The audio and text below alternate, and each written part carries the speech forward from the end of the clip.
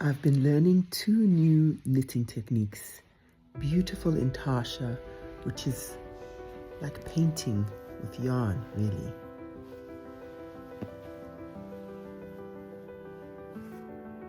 And making a full sweater in these glorious, elegant cables. I'm obsessed with both projects, and I'll be talking about them with you in this episode. My name is Yewande. Welcome to Knitting the Blues.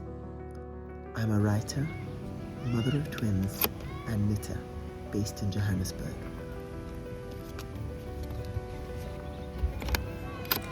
My life is busy. It's often hectic and frazzled. I started knitting just under 2 years ago as a radical act to stop time, or if not quite stop it, slow it the heck down.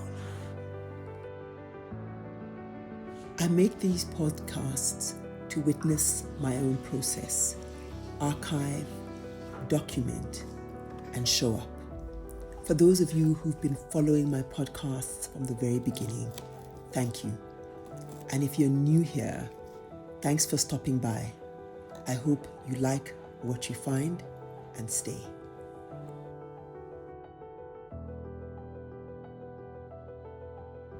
I found just one marigold blossom in my garden. I don't even know why she came up. I mean, it's winter. There is some sunshine, but there are a few more buds. I love marigolds. Look at that. Try and get the... Gosh, just absolutely exquisite.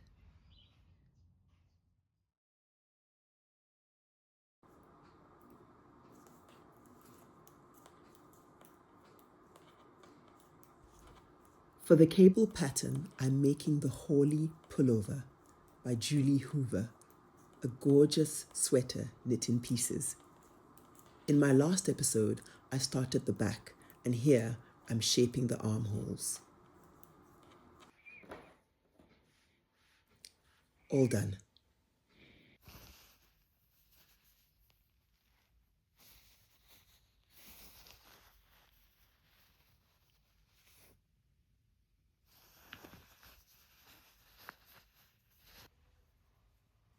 Now for the front.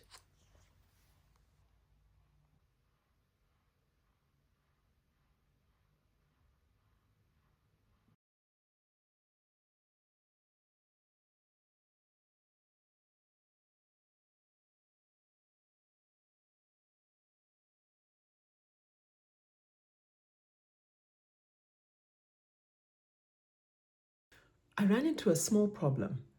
I didn't think I had enough yarn for the Hawley pullover, the whole pullover. And although I have finished, in the pattern it instructs you to start with the back, but really back and front are exactly the same thing. So I finished one side, let's say, all in this beautiful hand-dyed yarn. But I'm not sure, I have this much left, and I'm not sure that I would have enough for the whole pullover.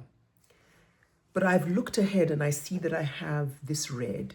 So the red you're seeing there to the right is Naughty Habit, and the red to the left is the red from the hand-dyed yarn. And you can see they're kind of a family and could work in the same piece. Particularly, I thought, I want the bulk of the sweater and the front to be that beautiful kind of hand-dyed oxblood red.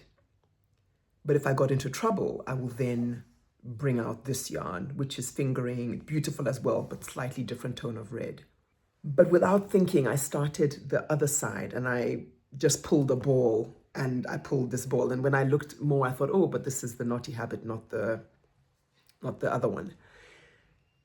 Let's call it the oxblood, and this is the Naughty Habit. But it's very beautiful, isn't it? So what I'm thinking now is I'm going to finish the ribbing, because I've started it.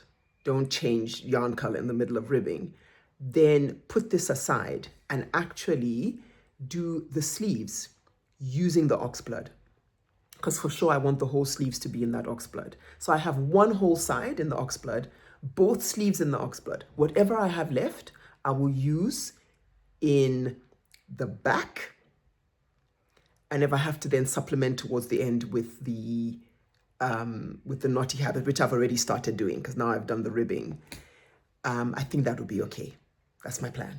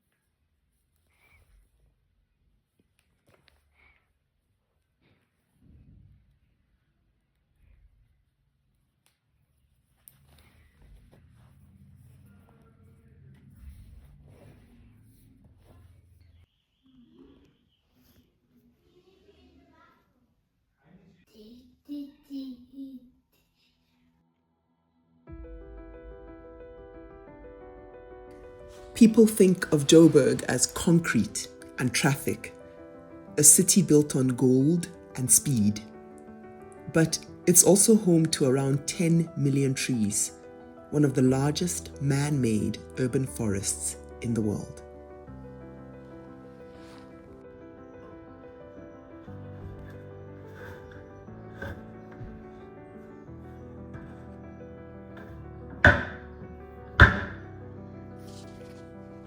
The second sweater is part experiment, part improvisation. I'm using the Toff sweater by shimizu as the structure, but making up the intarsia pattern as I knit.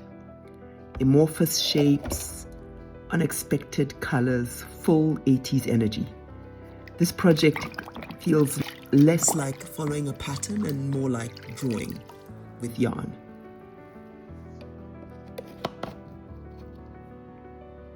I've now reached that strange in-between stage where it's not quite a sweater yet. I'm blocking the body before starting the sleeves. Then I'll return to finish the length afterwards.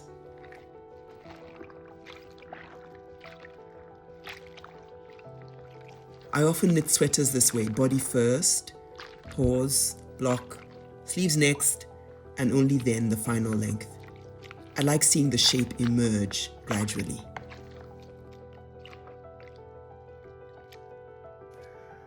Oops, a little bit too... I can save it, but yeah, basically a little bit too, yeah, anyway. Okay, this is ready to be pinned down, dried, and what I'm thinking I'm gonna do when it's dry and ready to continue the project is do the arms. And I've been getting some lovely, very encouraging feedback from people who saw my last vlog and saying, don't stress, do your thing, girl. So I'm gonna do dark arms, maybe to light. And I'm gonna see how that goes. Boom, boom, boom, boom, boom. Well,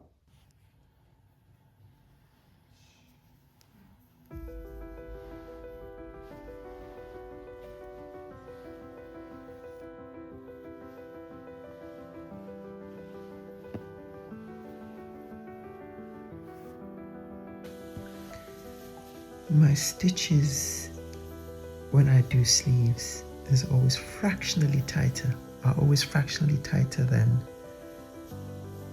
in the body of the garment. It doesn't bother me. I've just noticed it from time to time.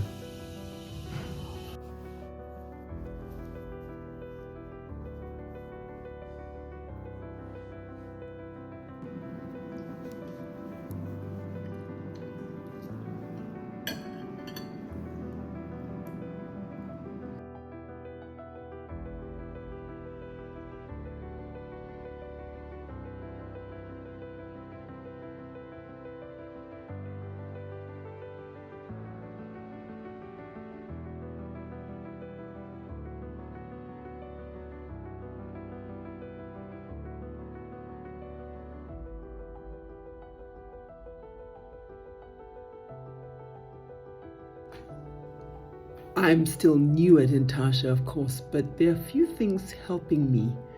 One is realizing that you don't actually have to use bobbins. You can even cut the yarn into shorter lengths so that you're working with small threads instead of entire skeins hanging everywhere. Also, go slowly. Intarsia seems to punish rushing. And I'd really recommend watching different tutorials because people approach it in completely different ways. I think part of learning intarsia is figuring out which method makes the most sense to you.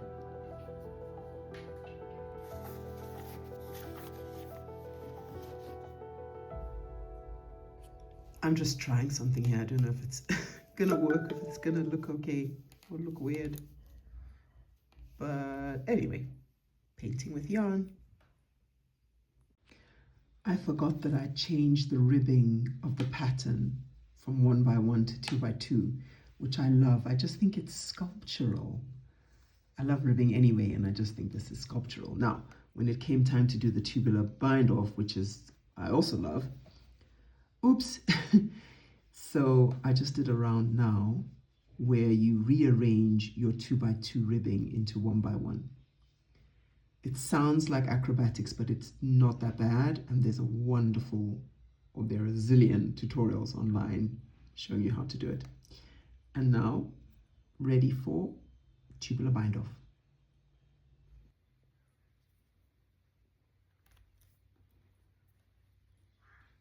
Eri Shimizu has this suggestion. She's got a little video talking about tubular bind off, and you put your first 2 stitches on stitch markers so that when you come round, you do these final 2 just to close off, because sometimes there's a little bit of a, but there's like a little bit of a jog almost.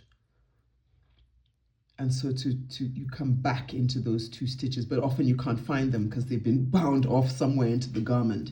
So you put the markers so that you can pick them up easily.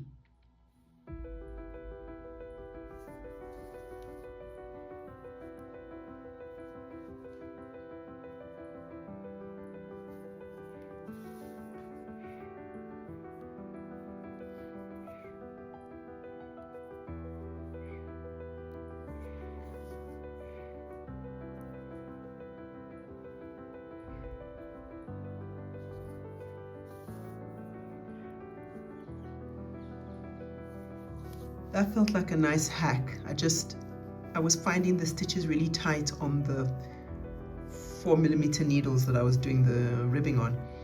So I just put a much, well, not even much, but a slightly thinner needle, double-pointed needle, and much more pleasant.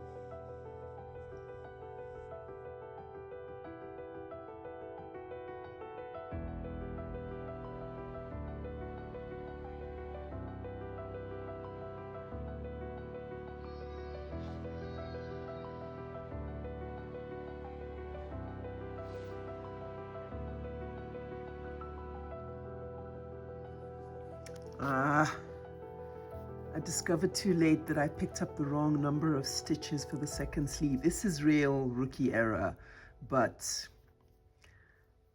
it's humbling. It's nice to make humbling mistakes when you remember that it's a journey. It could have been, it was careless of me.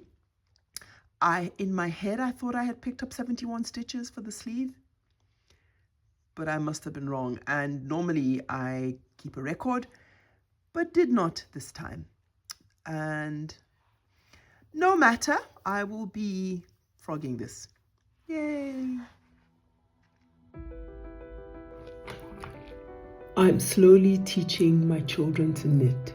They're 5, so at the moment it's less about technique and more about curiosity.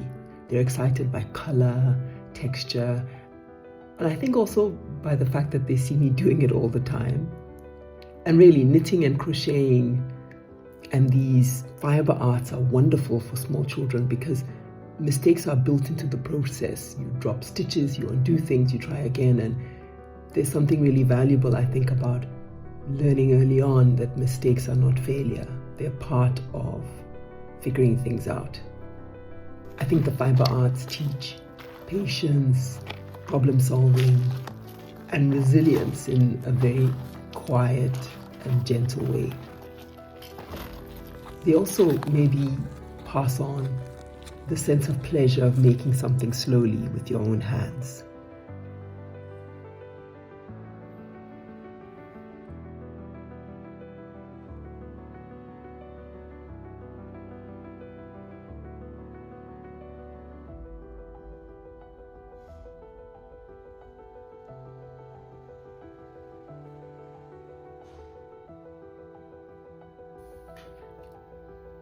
Ever been reading a book and not really wanted it to end, but also been desperate to know what happens?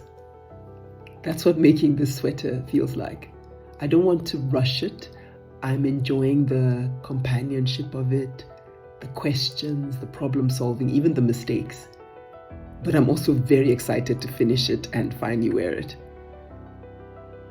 I've started thinking of it as my good mood sweater. Definitely a conversation starter. I think the best projects change you a little while you're making them. Thank you for spending this time with me. I hope you'll come back for the next chapter.